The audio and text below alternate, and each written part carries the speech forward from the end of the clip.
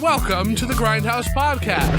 This is a micro episode where we will be discussing more up-to-date films. Today's the first episode where we'll be discussing Ghostbusters Frozen Empire. That was because cool. I just saw it. That's why. Yeah, I'm like, oh, we should do it on here Why instead not? of me just saying calling you up. Because I saw this movie when it came out in theaters 2 months ago, I would think, or even last It was month. pretty recently. I can't believe it's on Netflix. Yeah, it's already on Netflix. I've got the Steelbook, and it's out. It's out for the public to watch. It is the follow-up movie to the rebooted. It's not really a reboot. It's more of a sequel. It's a sequel boot. Yeah, especially now that this one a requel. Especially now that this one's out, I can't call it a reboot because this one addresses Ghostbusters 2. Yeah. Which the other one did not. Yeah. I liked that. I like how they're not just saying, well, that's the bad one, so we're not going to address it. I think it's great that and that whole at the beginning of the movie there's a news report about it. Right. And they show clips from the old movies. Yeah. And the song was a real thing because that kind of stuff really happens. Right. And it really did back then too. Not with Ghostbusters, but like the Chicago Bears Super Bowl Shuffle and stuff like that. Things were songs that it was just how pop culture went. Yeah. It was great. And the video, they would have done all of that stuff was 100% accurate to a news report of things that happened back then. Right. And I loved that part. I loved it. Raise Occult Books is it still a thing? You're right. Which was which premiered in Ghostbusters 2. Now I like how they kept it around. I believe in the Ghostbusters video game there's a PlayStation book or one? something, Okay, that calls attention to it. And in the new first person kind of Left 4 Dead Ghostbusters Spirit Unleashed, they it's right there. Like you talk to Ray in Ray's Occult's books. that's awesome. So I like how that has stayed around because it's a cool little homage. Yeah, well, not even just an homage, but it's a world building thing. Yeah, totally. And I just love that. That's something if you were going to do a spin-off of Ray Stantz and have it set in that bookstore, right, it'd be perfect. Yeah, and it would be called Dan Aykroyd because he's into all that stuff. If he wasn't doing this kind of stuff, he'd be doing that for real. Yeah, because he's big into the mystical, fantastical things, UFOs, crystal skulls. I love side note, when that stuff first came out, I said to my family, get me that for Christmas. That's all I want. And they got me some knockoff thing that was cool, but somebody has it. I collect them because they'll have the clear one. Yeah. But then they have the cool iridescent one or the pride one. The glasses? They've got a bone one, a fully black one. They're really cool. Yeah. It being made out of crystal, though, is the thing. Because those are a real thing. And he knows about all that stuff. Yeah. He's somebody I would like to have on the podcast one day because he would be a fun person to talk about this kind of stuff with because of the type of person he is. Yeah. Yeah. I think I love him. He's always been somebody I looked up to. Yeah.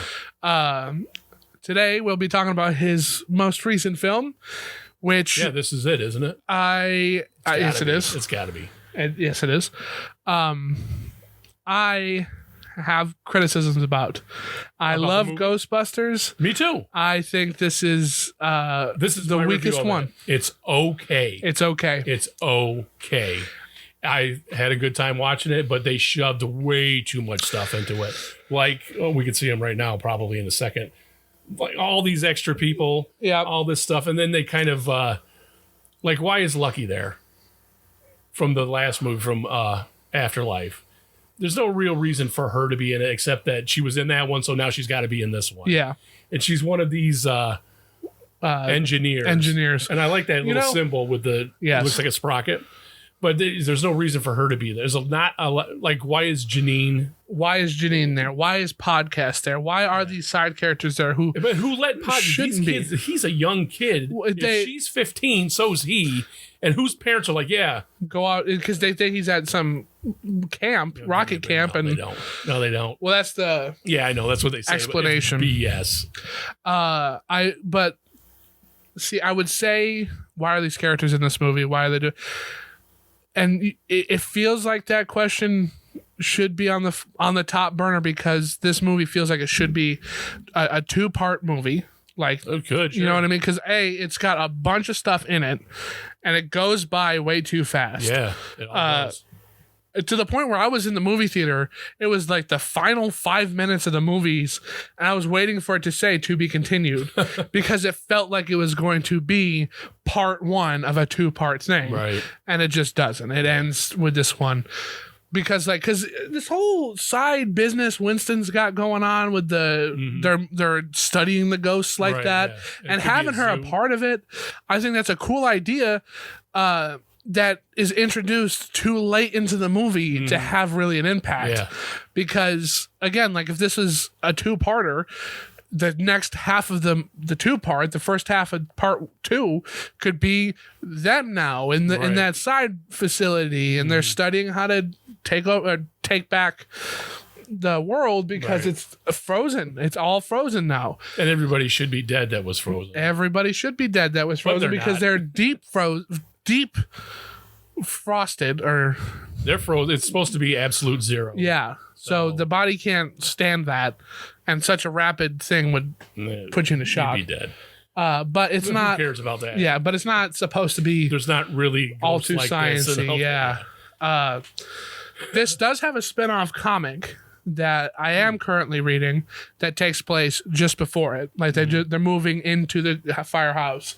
They're busting ghosts. I loved that part. I thought that was the best part of the movie. And what time is she supposed to be in? Because she talks like she's from 2023. Yeah. Well, she's been around a long dressed time. Like she would still be. It's. They didn't do her good. It wasn't consistent. No, I don't think it's consistent. It looks like she's got jangly bracelets on from the 80s. Yeah. And and also like somebody else. Did they say in the movie or not that you can see her flames and stuff? Yeah, you can see which does look cool. It does. But nobody else. And why does it was a different guy. I think it was a critical drinker. Why did Ghost look like Slimer and her? But like the library ghost looks like a librarian, and then she can transform into that ghoul thing. Now this is a lot of this legwork comes in outside of the movies. I don't like yeah. You can buy Tobin's Spirit Guide. In there is a reason. Like okay. And I guess Slimer, which is supposed to be the ghost of John Belushi, based on John Belushi, because with all 3 of them were friends. These 3, Harold Ramis, Bill Murray, and Dan Aykroyd, were friends with National him Lampoon together, and SNL and all that kind of stuff. Like it was their friends. But they're in the era of the real Ghostbusters cartoon series.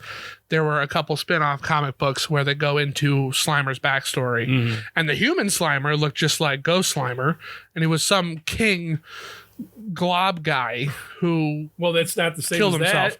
It's not, and that just annoyed me because I thought all that part was. I don't mind there being that in there, but it slowed everything down because there was already just too much in there. I was just waiting for her to be the betrayer, right? Which is, that's fine. I was kind of hoping she was actually.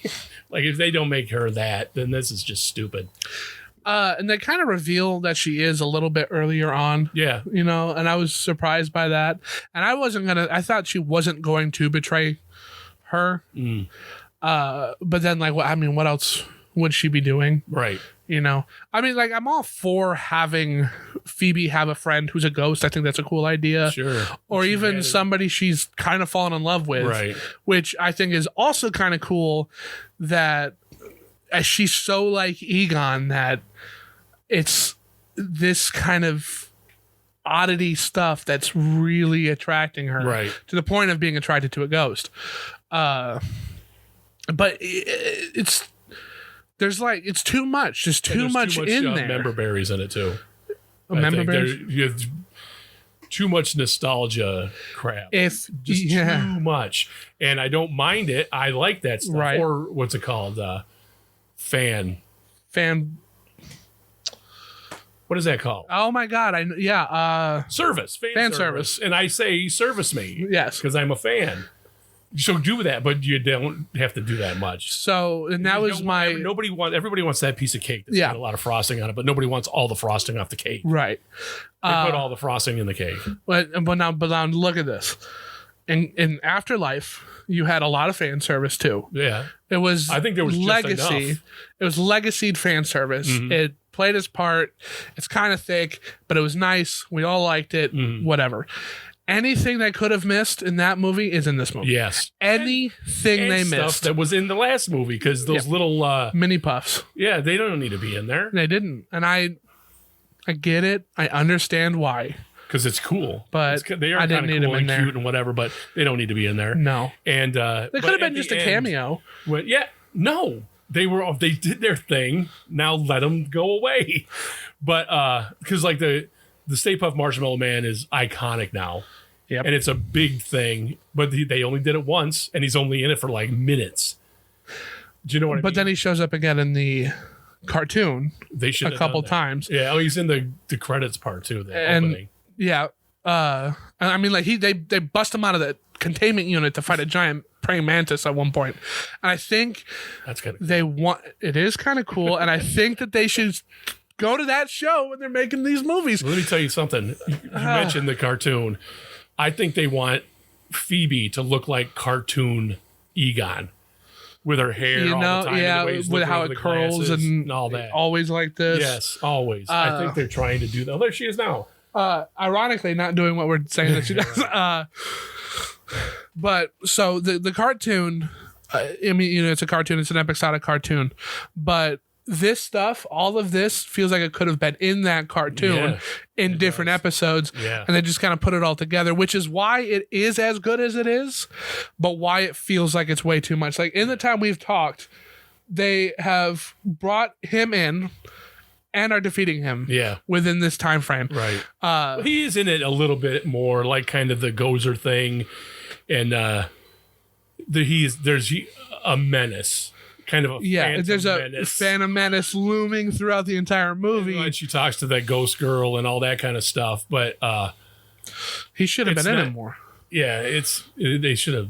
But they didn't have any room because it's so crammed with other stuff. I think, and listen, I liked a lot of this. Me too, and I think it's okay. And I think it would have been perfect as a part 1 movie. I think that would have saved it, because you can have a lot of this world building-y stuff, because they don't really go into a lot of it. They don't go into the firebending stuff.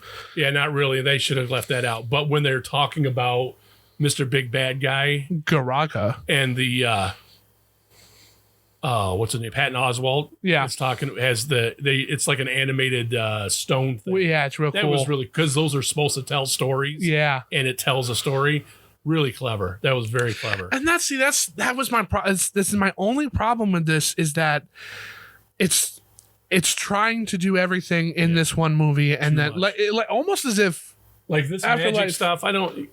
You got the ghost thing. Just leave it at that. You don't have to have all this magic and. Well, I don't know why you would introduce magic like this. Yeah. I mean, like to a certain point, I get it, because you already have ghosts and demons. Why not? Right. But it feels too much. I think it's all crammed into this one movie. Right. I don't think this would have been as big of a problem if now in the second movie we learn more about the fire keepers and how, because he's all frost stuff. So how you beat him before, I think, is a cool idea to explore and flesh out more if you had more time and gave it into the sequel. Yeah. I think then right there it would have fixed it. And I don't think you said perfect, but I think Ghostbusters is pretty much perfect. The first one? Yeah. And this doesn't follow, neither one of them follow that formula. And it's a formula, and it totally works.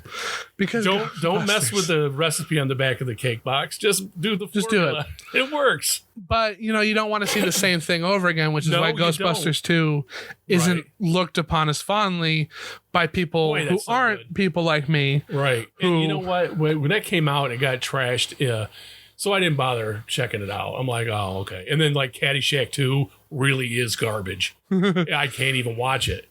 But it's just the first one is perfect. It's a perfect movie. Because they stick with the ghost thing, and then they mention other stuff like, remember when you tried to drill a hole through your head? Well, that's a real thing. And people have drilled holes in their head and gotten smarter. Right. But that's it. It's part of a joke. It's just part of the world they're in, and that's it. They don't have to overdo it or anything, or I don't know, anything like that kind of stuff. I mean, but when you've got this actual fantastical people who can manipulate fire, I think that's something you should explore and you should pay more attention to. And the grandmother should have given it to the favored son or whatever, his brother. He's got successful people in his family. She would have gave it to them. She would have been like, I guess nobody's going to do it, and now I'm dead. Unless she saw something in him that he didn't see. Well, she didn't train him either. Why? It's like an afterthought. It felt like an afterthought. The movie that's an afterthought. And which is because I like, oh man, how do you pronounce it? Kumail Nanjiani's character in this. I really do like it. I think he is the good comic relief character. Yeah. I think in the comedy movie, because like they just crap on Phil Wolfhard in this movie. Yeah, he is kind of like, you almost could have wrote him out of it. And there's a whole nother story with him and Slimer. Yeah, it's just too much. If it was a TV show, it would have been fine. That's fine, but now in this movie, or you just broke it up a little bit more. Like it doesn't all have to be here, and that's all he's doing throughout the entire thing. That's all Finn Wolfhard is doing is just trying to get Slimer out, and he just can't get him. So why did you put that? Because the movie's like 2 hours long, at least. So like it is 2 hours. You could have cut some of that stuff out. You could have cut some of the Kumail Nanjiani firebending stuff out. And even the Patton Oswalt stuff, that didn't need to be in there. No, but I did like it. That. When they do it like that, I love it. And it felt like the video game to me, where you open it up, you're busting a ghost immediately. Then you find out about this bad guy, and you go to a person, and then you something happens there, right? And there's another ghost there. And then you got to kind of bust him too. And then you go to another place. Like the sets in this movie feel progressive. Yeah. Like we're going along to it. Yeah. They also happen to just be where they were in the first one. Right. Awesome. Like the library and the librarian guy's still there. Right. I kind of like how they never went back to get her. They do in the video game, but they just didn't here. Yeah. They never went back. And Ray's not allowed to be there. They know me here. He parks up on the sidewalk. They know me here. You're not supposed to be here. And like, there's a lot of good, cool stuff. That ghost that's in there. The shape morpher thing. Too much. Okay, we all saw the movie already. Right. You don't have to. You're hitting people over the head with this stuff. It's just too inch. This is why believable. Is he back? Well, he was a government agent, and now he's the mayor of New York. There it is, a progression there, but he's only in it because it's William Atherton. Right. And he was in the other one. That's the only reason why he's there. It's the only reason. Like Janine, it would make sense that she would be helping Winston. They're the two straight arrow people who got roped into this world, and it all fell apart. Right. Well, they don't want to give it up yet, so that makes sense. They moved on with their lives. Right. And then Janine just happens to sell things. And he's doing what he's doing. Property. And there was a 90s Ghostbusters TV show where it's kind of similar to this, where Egon takes the new bunch of this called Extreme Ghostbusters. I didn't watch it, but it's hard to get through. It's not fun to watch. But like he takes in the kids and he makes new Ghostbusters out of them. I wish that's what they did here. Yeah, they should have done that. Because I love Bill Murray and Dan Aykroyd and Ernie Hudson in this movie so much. Yeah, they're good at it. But like it's literally like they passed the torch, they grabbed it, but they didn't let go. At all. And I don't get why you would have that whole other movie before this saying like, this is your new Ghostbusters, we're back, and then have to do that same kind of theme over again. It just didn't it didn't much. I said, because I love so much about this movie that these little things they really stand out. They do. They like really sore thumbs. Yeah. Because there is like the effects are amazing. The ghost designs are amazing.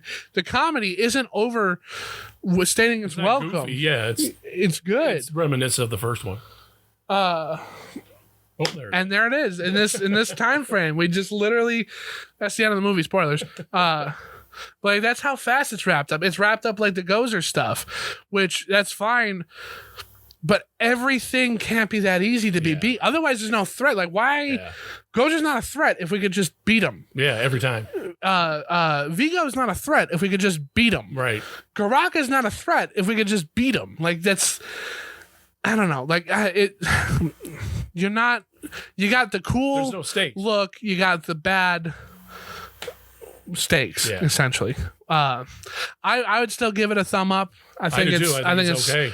I think it's watchable. I own it, not just because I love Ghostbusters, but because I will watch the movie again.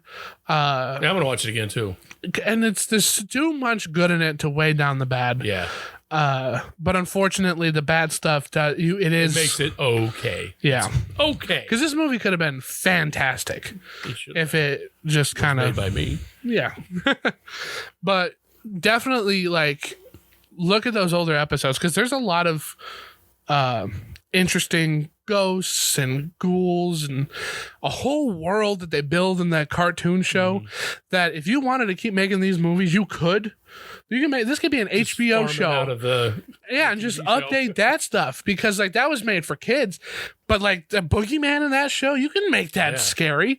The Sandman, you can make that scary, make it into like an HBO show like House of Dragon, and I think that'd be a hit. Yeah, it could be. But very well be a hit. But they're not gonna listen to me because I'm just the average Joe. You have anything else to say about this one? It's okay. It's okay. One thumb up from me. But I have been Cheese Film on this micro episode. It ain't micro, it's over a half hour long. Yeah, well, you know us. We can't stop talking. No. And heck, you missing goodbye. And goodbye, yeah. We'll see you next time.